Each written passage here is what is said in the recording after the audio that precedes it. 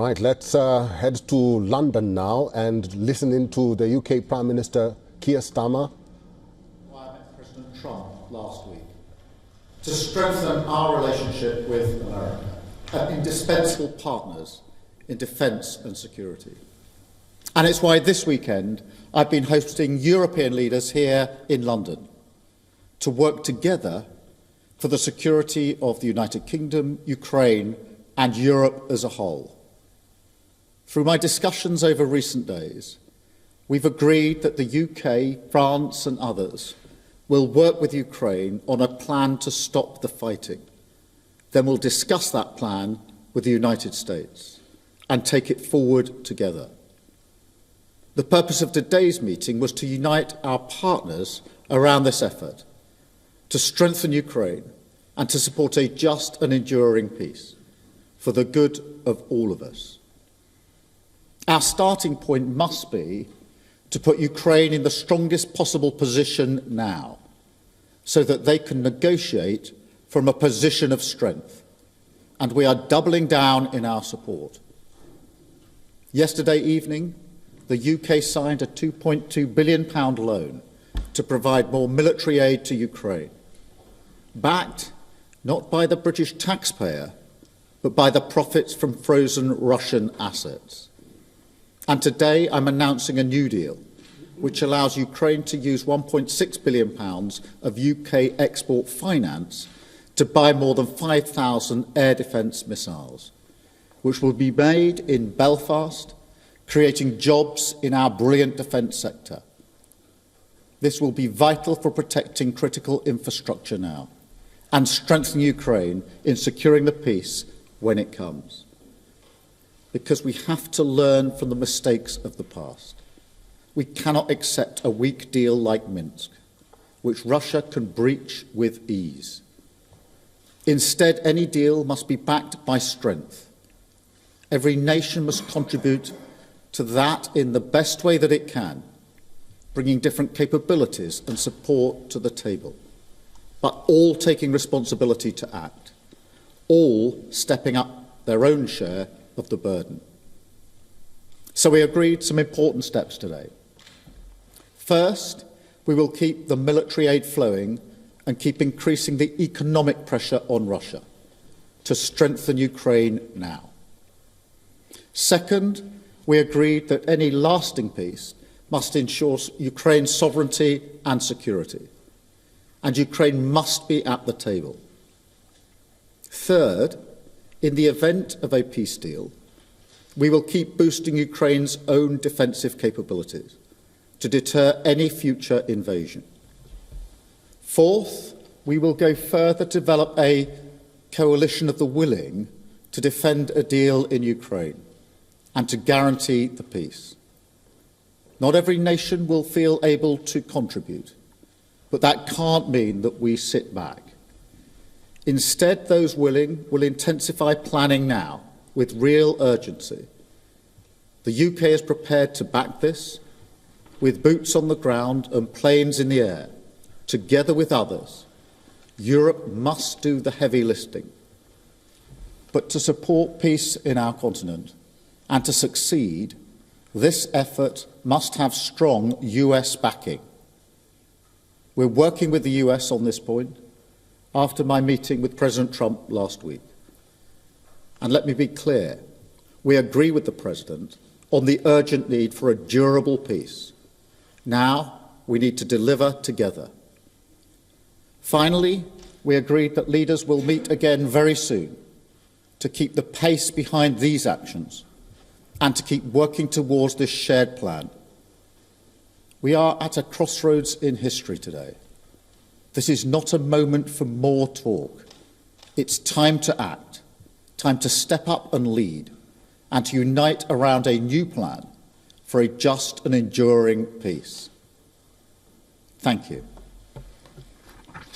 I will now take a number of questions, starting, I think, with you, Beth, at Sky.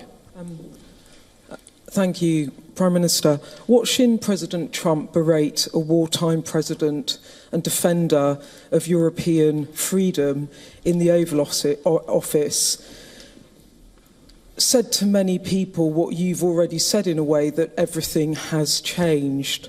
Given that the US has become an unreliable ally, did you as European leaders discuss the prospect of actually going it alone, and actually what the reality of a US pulling out of this, all of this would mean? Do you think you really do need the US? And if you do you think the coalition of the willing will be enough to bring President Trump back around? Thank you. Well, first, in relation to last Friday, nobody wanted to see what happened last Friday, but I do not accept that the US is an unreliable ally. The US has been a reliable ally to the UK for many, many decades and continues to be.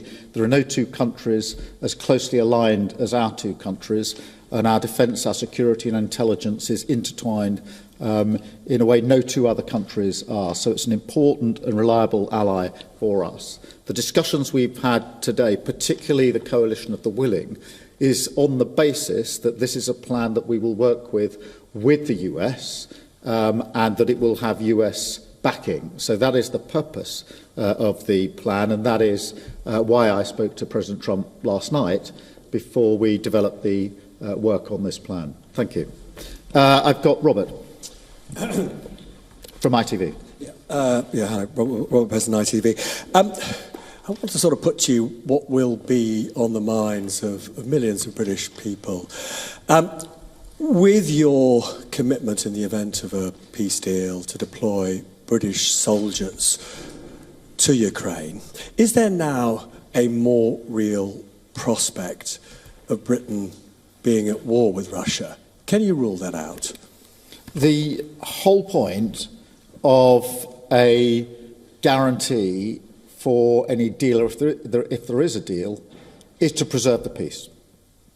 And if you want to preserve the peace, you have to be prepared to defend the peace. So the reason I've been forward-leaning on this is because I want to avoid conflict, because I do not want conflict in Ukraine, in Europe, and certainly not in the United Kingdom. I want stability in the United Kingdom. The way to ensure that stability is to ensure that we are able to defend a deal in Ukraine, because the one thing our history tells us is that if there is conflict in Europe, it will wash up on our shores. And already in the last 3 years, what's happened in Ukraine has had a massive impact on many working people back here in the United Kingdom, because their bills have gone up, their energy bills have gone up. There's been an instability in our economy caused by that conflict. So we are not unaffected by it. And of course, our own security and defence depends on the defence and security of Europe. So every step I am taking is in order to preserve peace, to avoid conflict, because the safety and security of the British people is my number one duty and responsibility, and I take it very seriously. Thank you. Chris at the BBC.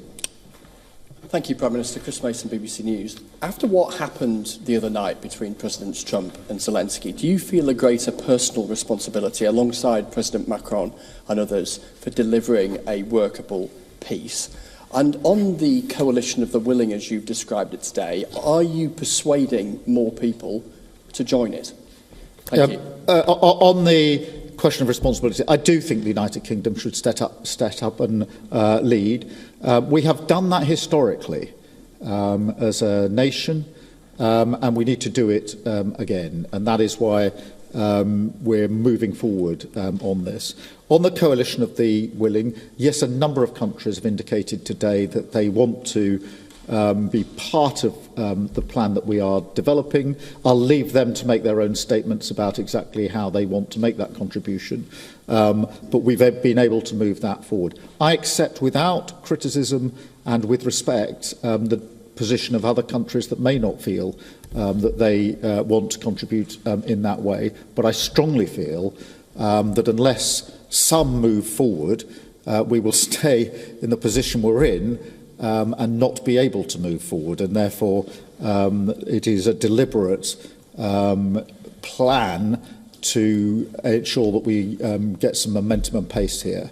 and it is intended to preserve the peace, and it's intended to ensure that we stay in lockstep with the United States, which is my strongly held belief the best way to preserve security and defence in Europe and security and defence in the United Kingdom. Any sense of how many?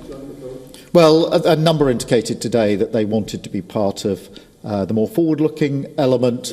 I will, rather than speak for them in terms of exactly how they'll make that known and what their contribution will be, I'll leave that to them. But I'm pleased that a number did indicate that they do think that this is a plan worth backing and that they want to play a part in it. And so we've made real progress today in the course of the last few hours. Thank you. Alex. Thank you, Prime Minister. Alex Wickham from Bloomberg. I'm sorry. On your coalition of the willing, do you think it can be bolstered by countries that aren't just in Europe? Essentially, we've got Canada represented here today. Do you think you could get countries beyond Europe to join the coalition of the willing, essentially make it almost a transatlantic partnership?